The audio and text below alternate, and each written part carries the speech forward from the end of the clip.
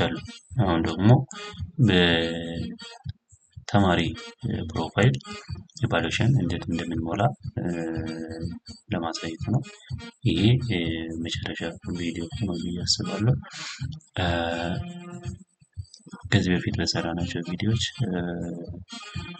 ዲፓርትመንት ሄድ የራሱን ዲፓርትመንት ስኬጁል እንዴት እንደሚከፍት በዋናው ስኬጁል ተንተርሶ የራሱን ስኬጁል እንዴት እንደሚሰራ አይተናል። አሁን ደግሞ በተሰራው ስኬጁል መሰረት ተማሪ ሲገባ ምን ያሳየዋል፣ ምን መስራት ይችላል የሚለው አብረን እናያለን። ስቱደንት ኢቫሉዌሽን መጨረሻው ነው። ከዛ ተማሪ ፔጅ ስንመጣ ትራንዛክሽን ውስጥ ሴሚስተር ኢቫሉዌሽን እንላለን።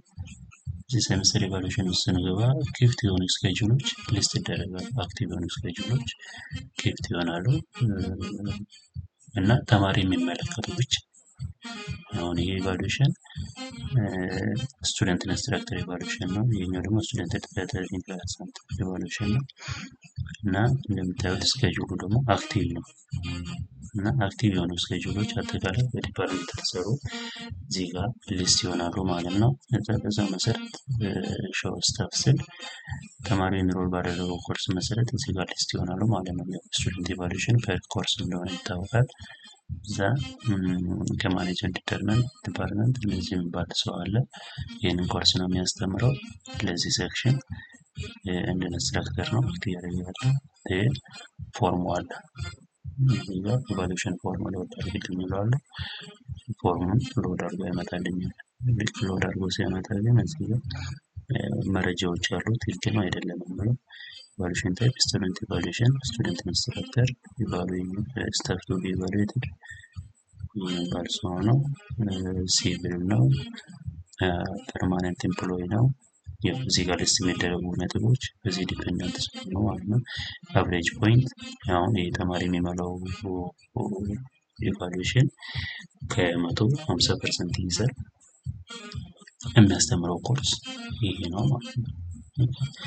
ይሄን ካየ በኋላ እያንዳንዱ መገምገሚያ ነጥቦች አሉ። ቅድም እንዳልኩት በካታጎሪ አድርጎ ነው የሚያመጣው።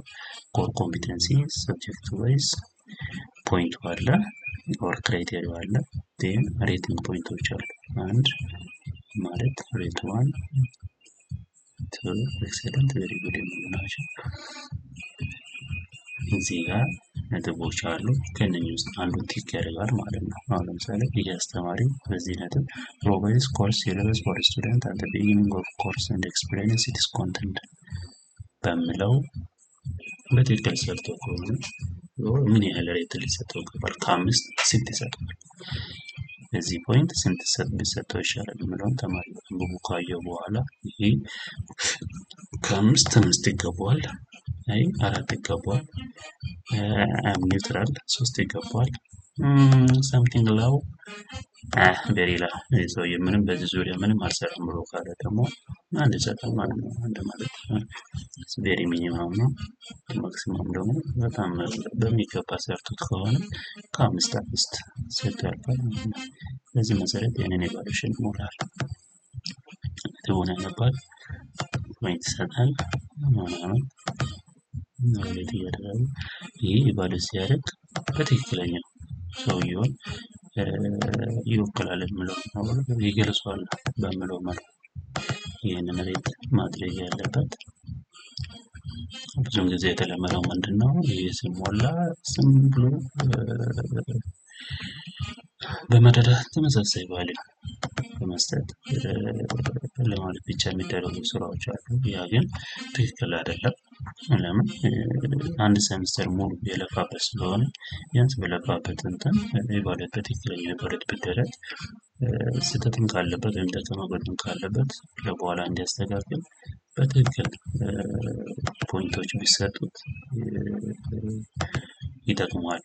እና ይሄንን በማገናዘብ በትክክል ቢሞላ የተሻለ ይሆናል። በጣም የሚገርመው አንዳንድ ጊዜ ደግሞ መጨረሻ ላይ ምን እንዳለ ሁላ ተዘርዝረው እንግዲህ እኔ ነው መጨረሻ ላይ ያለው እኔ ብቻ 5 ተሰጠ መስሎት እኔ ብቻ ቲክ አድርጎ ሰሚት የሚያደርገው ማለት ነው። ስለዚህ ስለሚያጋጥመን እና እንደዛ ባይደረግና በጥንቃቄ ቢሞላ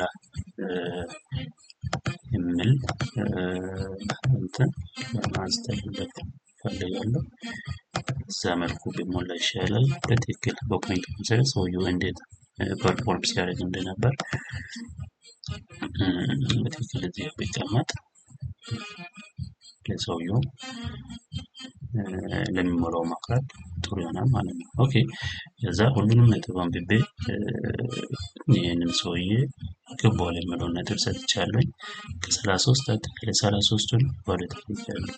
33 ክራይቴሪያዎች ነበሩ። እነኚህ ክራይቴሪያዎች 33ቱን ቲክ እንዳደረጉ ነው የሚያሳየው። ከዚህ የሚጎል ካለ ወደሚቀጥለው ስቴፕ አይሄድም ማለት ነው።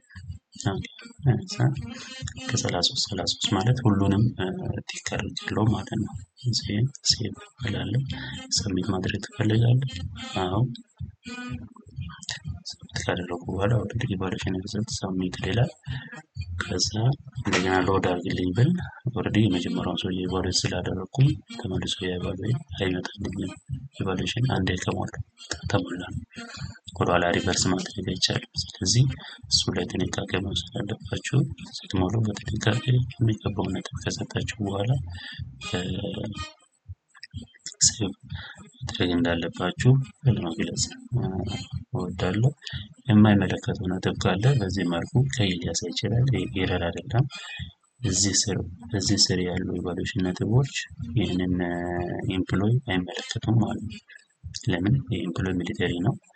እዚህ ስር ደግሞ ከዚህኛው ካቴጎሪ ስር የተቀመጡ ለሲቪሊያን ስለሆነ እዚህ ጋር ሊስት አላደረገም ትቶ እንዳለፈ ለማሳየት ነው።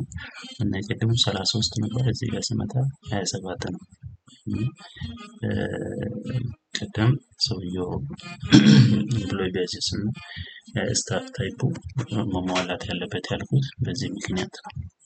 ኦኬ ይህን ኢቫሉዌሽን በዚህ መልኩ ያሉ ስታፎችን አጠቃላይ ቴክኒካል አሲስታንትም ይሁን ኢንስትራክተርም ካለ ያለውን አጠቃላይ ኢቫሉዌት አድርጎ መጨረስ ያለባቸው ተማሪዎች ይህንን ኢቫሉዌሽን ካልሞሉ ግሬዳቸውን ማየት እንደማይችሉ ያው የሚታወቅ ነገር ነው። ግሬዳቸውን እንዲያዩ የማያስተማሯቸው አስተማሪዎችን በትክክለኛ መንገድ ኢቫሉዌት አድርጎ በስኬጁል መሰረት መጨረስ ግዴታቸው ይሆናል ማለት ነው። ይሄ ተማሪ ኢቫሉዌሽንን በተመለከተ ነው። የፒር ኢቫሉዌሽንም የዲፓርትመንት ሁሉም በዚሁ እንትን ነው የሚሄደው። በተመሳሳይ ወይ ነው ኢቫሉዌት የሚደረገው። መጨረሻ ላይ ሪፖርት ሞር ዛን ግሬተር ዛን 15% ሲሆን ሪፖርት ጀነሬት ማድረግ ይቻላል ማለት ነው። እና ኢቫሉዌሽን ስኬጁል እና ኢቫሉዌሽን ሞጁል በተመለከተ ይሄ ነው ያለን። ሌሎች ጥያቄዎች ካሉ በቻናላችን አድሬስ ማድረግ ይቻላል። አመሰግናለሁ።